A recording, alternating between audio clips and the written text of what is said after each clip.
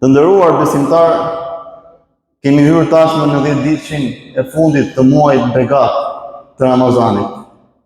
Një muaj plot mirësi, të mëdha, të derdhura nga ana e Allahut Azza wa Jall. Një muaj i faljes, muaj i mëshirës së Zotit të botrave për mbarë njerëzimin.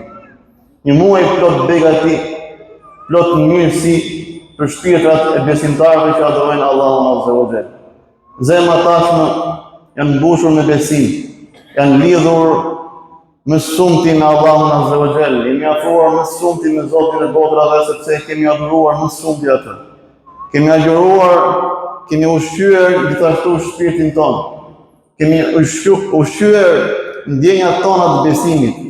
Kemi ushqyer ato vlera që i do Zoti i gjithësisë dhe ne i kemi dhënë pikërisht ushqimin e duhur zemrës edhe shpirtit tonë dhe jemi afruar më shumëti me Zotin e botrave. Kemi agjëruar dhe të agjërojmë, kemi bërë punë të mira, kemi lexuar Kur'an, kemi dhënë sadaka, kemi ndihmuar njerëz varfër.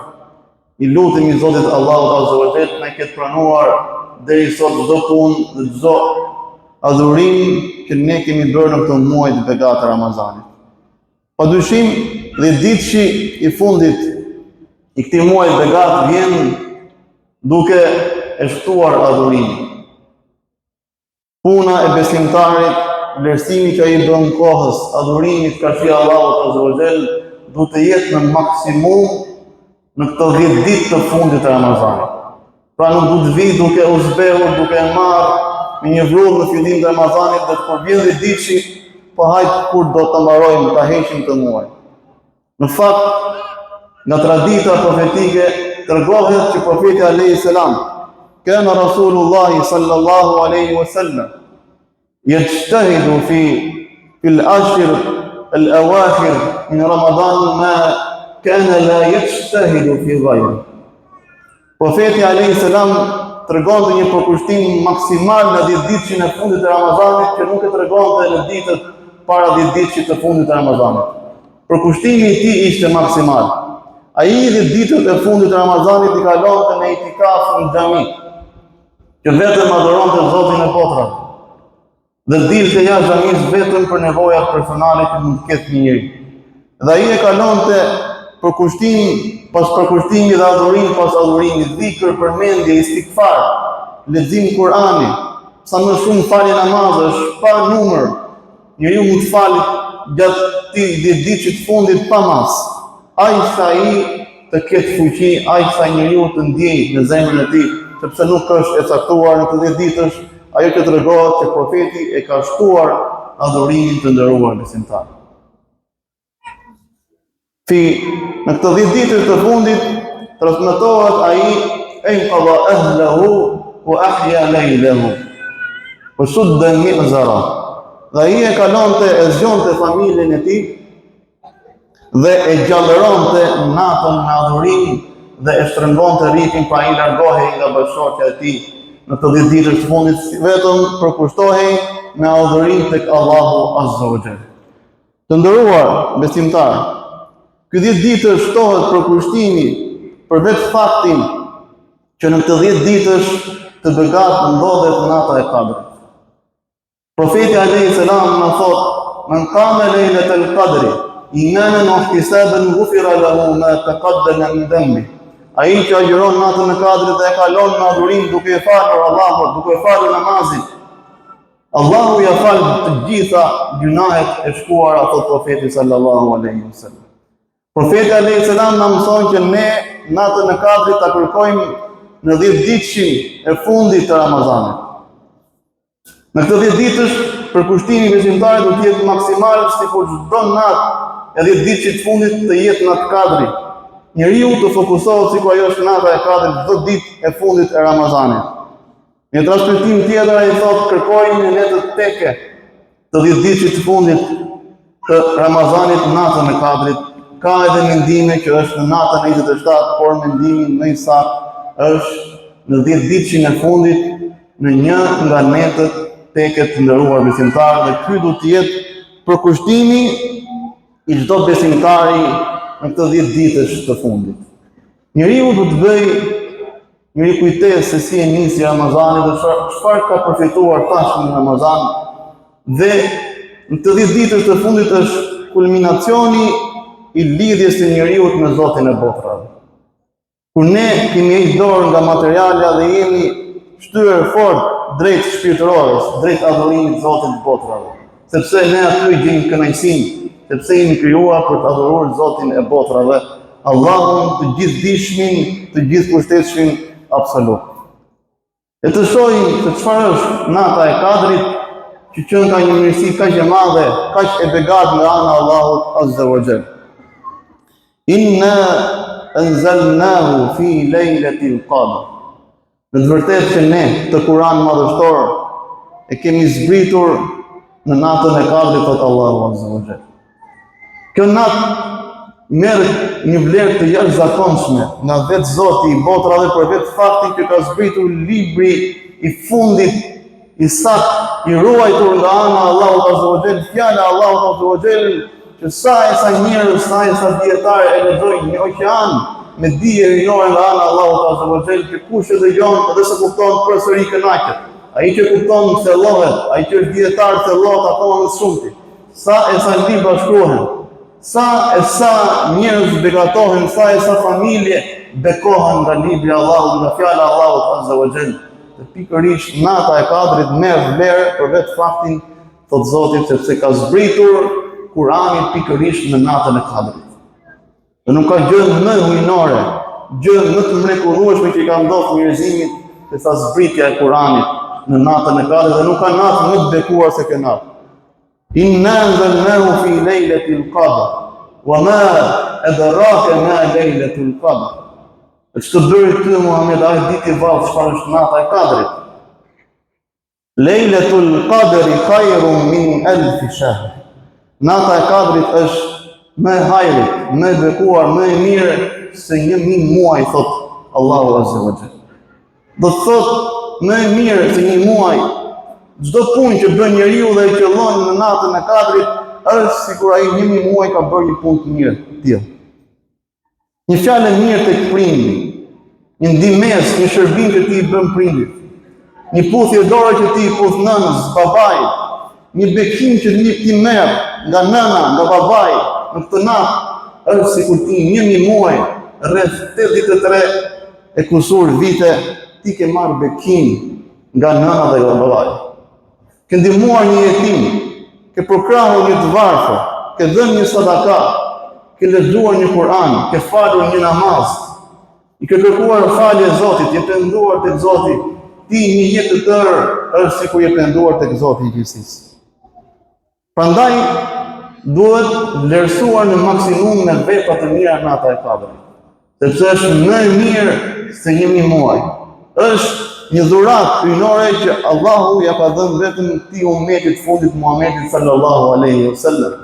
1000 muaj, një jetë në një natë, një jetë adhurim, një jetë shpërblim, një jetë falje, një jetë mëshirë, një jetë mbështetje nga ana e Allahut Azza wa Jall, një jetë i afruar afër Zotit, një jetë plot begati vetëm në një natë të bekuar.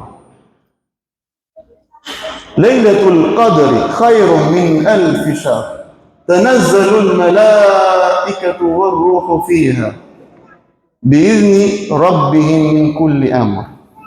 Atë natë zbresin ëngjëjt e Allahut Azza wa Jall bashkë me krye ëngjëllin Xhibrilin alayhis salam.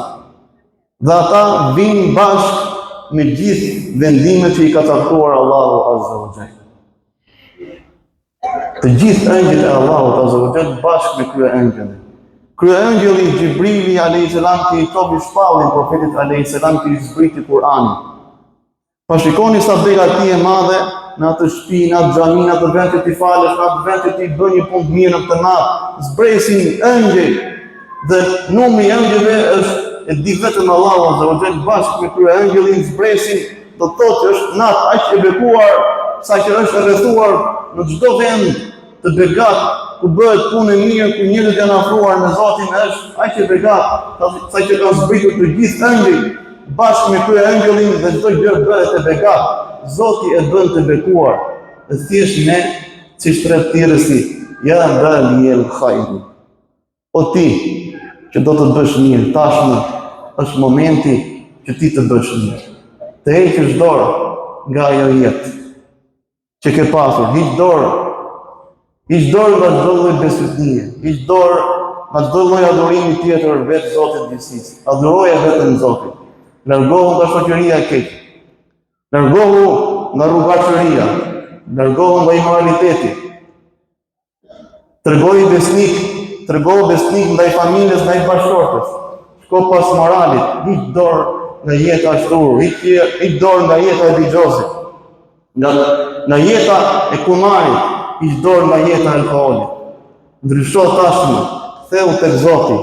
Largoje veten nga pesimizmi, sepse shejtani të shpije drejt pesimizmit, që ti të humbësh shpresën nga mëshira e Zotit, dhe Zoti thotë mos e humb shpresën, o robi im, nga mëshira ime, sepse unë i fal të gjitha gjunahet. Dhe pikërisht në këtë natë kadri ty të shihen të gjitha gjunahet dhe nis një jetë të re, një fillim të ri, dhe fillimi më i mirë i ri është ti ta adhurosh Zotin dhe të jesh me ato vlera që gjithë secili prej nesh i di që janë shumë të natyrshme për çdo njeri, të jesh i sjellshëm me prindit, të ruash nderin në bashkëshorte, të edukosh vajzat djem në moral, të largohesh nga alkooli, nga bixhozi, nga kumari, nga loto, të largohesh nga gjithë këto gjëra dhe nis një jetë të pastër, një jetë fisnike që Zoti e ka zgjedhur për njeriu që të jetë i lumtur në këtë botë dhe në botën tjetër.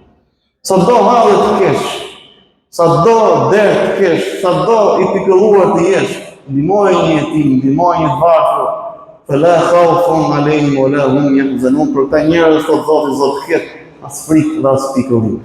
Edhe sikur ti kesh të gjithë shokët kundër, të kesh të gjithë farefisin kundër, mos harros që Zoti të pret. Është i mëshirshëm me ty derisa të ka mundsuar ta agjërosh edhe natën e kadrit. Ai është i mëshirshëm të do të fton drejt ti. Dhe kur robi im vjen drejt meje duke ecur, unë shkoj tek ai duke vrapuar, thot Zoti i botës. Ti thjesht nis hapjen dhe Zoti të pret me mëshirën e tij që ti të ndryshosh, të nisësh një jetë të mirë dhe ne në këtë formë kontribojmë për mbar për fenë tonë, kontribojmë edhe për vendin ku ne jetojmë, sepse jemi shqiptarë, kemi lindur në këtë vend, dhe pikërisht këto vlera e lartësojnë çdo vend, çdo kom, janë pikërisht këto vlera që ka zgjedhur Zoti i gjithësisë për çdo vlerë, për çdo kom, sepse janë vlera universale nga një fe që është universale, feja Allahut Azza wa Jalla. Melekët gjithë ëngjëjt zbresin në këtë natë, sepse është aq e vepruar me çdo vendim. Inna anzalnahu fi lejletin mubarake. Ne kemi zbritur në një natë begat Kur'anin, famlash. Ajo është një natë e begat, yufraqu fihi min kulli emrin hakim. Atë natë caktohet çdo çështje me urtësi, thot Allahu Azza wa Jalla. Dhe kanë thënë dietarët që caktimi vjetor për çdo njeri caktohet në natën e kadrit. Sa do të fitoj shëndeti i tij, familja e tij, çdo gjë që do ndodh për një vit deri në natën e kadrit, vitin që vjen, caktohet pikërisht në natën e kadrit, të nderuar besimtar. Do thotë, ne jemi përballur diçka e kaq madhështore që Zoti po shkruan për ne fatin, caktimin çfarë do të ndodh për një vit. Dhe ne me adhurimin tonë, me përkushtimin tonë, si thot Aisha radiallahu anha, o i dërguar i Zotit, çfarë ndodh, çfarë të bëj unë nëse arrin natën e kadrit? Ai thot, lutu, si të lutem thuaj Allahumma innaka afuun tuhibbul afwa fa'fu anni. O Zoti im, ti je falës i madh. Ti je shumë falës i madh. Të lutem, andaj më fal edhe mua. Kjo ishte lutja që i mësoi profeti alayhis salam Aishës, nënës së besimtarëve. Ka zbritur fjala e Allahut Azza wa Jall, thot Ibn Abbasi, nga Leu Mahfuz në Beitul Izza dhe nga Beitul Izza në qiellin e dynjas, dhe nga qielli i dynjas për 23 vjet në radhë, sipas radhës së zbritjes, ka zbritur Kurani në situata të caktuara, derisa ne sot e kemi në një libër të fjalë kaq hynore. Prandaj caktohet fati i gjithë cilit për nesh në këtë natë të bekuar. Do të thotë që njeriu me anë të lutjes, siç thot profeti alayhis salam, lutja e ndryshon caktimin që ka caktuar Zoti i gjithësisë. Ti mund të kesh gjatë vitit që do të vijë mund të kesh situata edhe pa këndshme. Mund të kesh edhe sfida të vështira, por në sajt të përkushtimit tënd, të sinqeritetit tënd që ti krijon në zemër në raport me lidhje me adhurimin ndaj Zotit, heq dorë nga çdo gjë tjetër. Sepse i shenjtë është vetëm Allahu Azza wa Jall. Ai që jep paqen njerëzve në brendimin e tyre është Zoti i gjithësisë. Ai që është mbreti i çdo gjëje. Ai që është i gjithëpushtetshëm. Ai që lartëson këtë dojë dhe ul këtë dojë. Ai që është i gjalli i përjetshëm. Ai që të ruan fëmijën kur ti nuk je. Ai që të zgjon në gjumë kur ti je i vdekur në gjumë. Ai që të jep shëndetin. Ai që të jep të gjitha mirësitë. Dhe vetëm ky është i shenjtë. Dhe vetëm ky është një tek që nuk është i lindur dhe as nuk ka lindur kënd. Sepse çdo kush që është i lindur vjen nga një që është i lindur, është i përkohshëm, ai që vjen e ka origjinën nga i përkohshmi do të jetë i përkohshëm. Dhe ai që është i palindur, ai nuk është i përkohshëm, është i përhershëm, i gjallë që nuk vdes asnjëherë. Ai është hayyun la yamut. Ai është i gjallë që nuk vdes, biyadihil khayr. Në dorën e tij është i gjithë hajri, i gjithë mirësia. Dhe luma ai që heq dorë nga gjitha besytnitë që janë në vendin tonë dhe në çdo botë. Dhe shko pas të lartit, pas fisnikut, pas atij që të lartëson sejdja, që është Allahu Azza wa Jall, dhe adhuro vetëm Allahun Azza wa Jall dhe i dorë nga çdo lloj besytnie, nga çdo lloj idhujtarie, dhe bëu rob i Zotit me gjunahe, pa gjunahe, ai i fal njerëzit, por vetëm adhuro Allahun Azza wa Jall. Dhe pikërisht në sajt të përkushtimit, dhe njeriu kur i kthehet Zotit në anë të lutjes, po qala rabbukum ud'uni astajib lakum. Dhe tha Zoti juaj, lutmuni mua dhe unë t'ju përgjigjem më njerëz. Kërko nga Zoti çfarë të duash, kërko shëndet, kërko qetësi shpirtërore, largohet stresi. Sot ka njerëz që e thënë veten drejt shkatërimit total. Nga hallet, nga ngarkesa që ka, sepse njeriu kur del nga binaret, nga vija që Zoti ka caktuar që njeriu duhet të jetojë, njeriu shkon drejt një dimensioni tjetër të jetës. Njerëz që nuk japin dot kuptim pse jetojnë, njerëz që mendojnë që të vrasin vetë, që të japin fund jetës tyre nga stresi, nga ngarkesa që kanë. Hiq dorë nga gjithë ky stres dhe ktheu tek Zoti me përkushtim, pas një ndërmjetës, ngri duart lart në çdo hall, çdo breng që ke në mendjen tënde, çdo imagjinat që ty të shqetëson, çdo pikëllim, çdo stres, çdo ngarkesë, çdo lloj halli që ti të kesh, sepse Zoti kënaqet kur robi ngrin duart lart dhe Zoti përprohet te profeti kur robi i ngrin duart lart dhe ai nuk e kthen mbrapsht. Nuk e kthen mbrapsht kur robi ngrin duart lart, dhe çdo hall që ke, çdo pikëllim që ke, çdo stres, çdo ngarkesë, ngri duart lart. Dhe thuaj, o Zoti im, ti që më krijove që unë nuk ekzistoja deri. Ti që më ke dhënë, ke krijuar kaq bukur, më ke dhënë gjithë këto mirësi. Unë kam bërë shumë gjunahe, ti je falës i madh, o Zot. Më falni. Më mundëso që unë të ndryshoj. Më mundëso që unë të lidhem fort me adhurimin tënd, o Zot.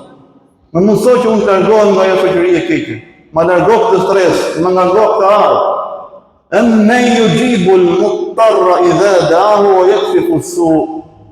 Kush është ai që e largon hallin atit nevojtarit? Është Zoti i gjithësisë, dhe ai e rruk sikletin, e rruk pikëllimin që ka njeriu, thot Allahu Azza wa Jall. Në një hadith kutsi thot Allahu çdo nat bëhet në qiellin e dynjas. Dhe Allahu thot, a ka kush që më lutet edhe unë t'i përgjigjem? A ka për njerëz që ngrin duart lart dhe kërkojnë nga mua çdo gjë? Jo vetëm një gjë, por kërkojnë nga mua çdo gjë. Sepse Allahu kur i kërkon lumturohet, ndërsa njerëzve kur i tregon dobësinë, kur i tregon hallin pa mes me dobësi, dhe kur kërkon nga njerëzit, ata vijnë në siklet, i dërohen dhe të shmangin. Ndërsa Zoti i botrave thotë kërkon nga mua sepse fesaret e Allahut nuk shtrojnë. Ai është El-Ghani. Ai është i pasur i vërtet.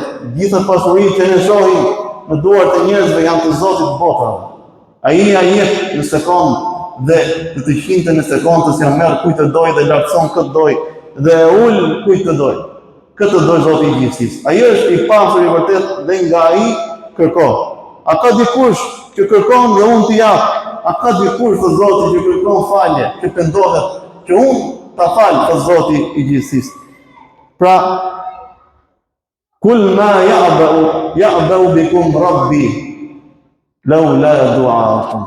Zoti nuk do të merrte për në konsiderat, thot Allahu Azza wa Jall, në qoftë se nuk do të ishte lutja juaj, duaja që bën njeriu, thot Allahu Azza wa Jall. Duaja është gjëja më fisnike që Allahu i ka dhënë robëve të tij. Kur njeriu ngrin duart lart dhe vetëm për vetëm natën, kur ti po hatur fytyrin tënd ose në shtëpi kur çel iftarin, që pranohet lutja e agjëruesit, ngri duart lart dhe kërkon nga Zoti në këto 10 ditë të fundit në natën e Kadrit, dhe ke përpara që do të largohet edhe stresi, edhe pikëllimi, edhe të gjitha hallet që ka njeriu, sepse njeriu është ai qenie dobët, saqë nuk i bën dot ballë halleve, vështirësive pa ndihmën e Zotit. Ne jemi të përkohshëm. Allahu është i përhershëm, ai ka në dorë çdo gjë dhe kërkon nga ai.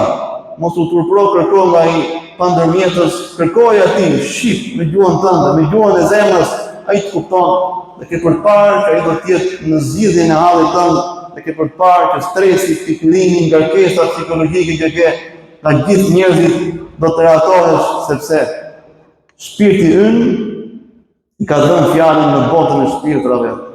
Dhe Zoti i tha, "Elastu bi rabbikum qalu bala." Kur i krijoi Zoti të gjithë në botën e shpirtrave i tha, "Nuk kam unë Zoti juaj." Të gjithë shpirtrat për njëherë thanë, "Bala, padyshim që ti je." Dhe shpirti ynë është krijuar që të adhurojë Zotin e botrave dhe her pas here gjen momente, kërkon sinjale që të afrohet tek Zoti i botrave, sepse është i vetmi ushqim që pranon që njeriu të gjejë qetësinë shpirtërore, rahatinë shpirtërore është lidhja me Zotin. Dhe Ramazani, kjo është gjëja më kryesore që na mëson gjithë secili prej nesh. Se vjen një Ramazan, ikën ky, vjen tjetri, por të kuptosh që ti kur agjeron, pse ndihesh mirë? Pse me zi e pret Ramazanin tjetër? Askush nuk fiton lek që agjeron. Gjithë ne mundohemi, heqim dorë nga ngrënët, nga shpirti, nga shumë kënaqësi. Për çfarë? Një pyetje që ndoshta edhe se kemi pyetur vetëm, pse ne e bëjmë këtë? Padyshim për faljen nëse është adhurimi i Zotit, por sepse kënaqësia që ndjen gjithë tije i shpirt, askush nuk e gjen dot në tregë. Nuk e blen dot në asnjë vend. Vetëm ai e di çfarë ka përjetuar dhe ne instinktivisht natyrshëm çdo vit agjerojmë. Ai që ka provuar një muaj se ka lënë në asnjëherë, sepse shpirti nuk rri dot pa atë, pa Allahun, nuk rri dot pa adhurimin dhe pa nënshtrimin ndaj Zotit të botrave. Dhe luma ai që reflekton, që i kupton të mësime minore, që Zoti na i mëson ne me detyrim, një herë në vit në muajt e Ramazanit, dhe Zoti na bëf robër të sinqertë të Allahut Azza wa Jall, dhe Zoti na bëf që të na falë Allahun Azza wa Jall. E lutim Allahun Azza wa Jall, o Zot, ti je falës i madh, na i fal gjunahet tona, o Zot, na mundëso që të arrijmë natën e Kadrit, na pranon çdo adhurim, dhe Zoti dërg begati, mirësi, bereqet mbi çdo besimtar që ka prezantuar sot në xhami dhe në familjet e gjithë secilit për jush. Zoti dërg mirësi në këtë muaj begatë veçanti në natën e Kadrit. Zoti caktoft për ne atë që është më mirë për ne për këtë botë dhe për botën tjetër.